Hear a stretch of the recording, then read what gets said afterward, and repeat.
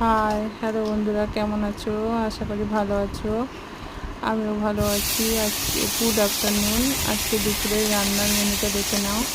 আজকে দুপুরে রান্না করেছিলাম চাঙা মাছের ঝাল দেয়া। অনেকে চাঙা মাছ বলে জানে, অনেকে গুলে গুলে মাছ, অনেকে কাদা মাছ বলে জানে। তোমরা বন্ধুরা কে কী নামে জানো, মাছটাকে কে কী নামে জানো, এটাকে কমেন্টে জানাও।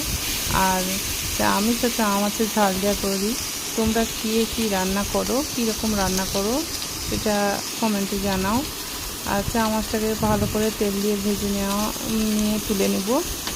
তারপর পেঁয়াজ, টমেটো, সর্ষে বাটা, আলু দিয়ে মাছটাকে ভালো করে দিয়ে একটু গায়ে মাখা মাখা করে, সর্ষে বাটার ঝাল সর্ষে হয় যেরকম, সেরকম মাছটাকে রান্না করব। নামানোর সময় একটু কাঁচা সর্ষে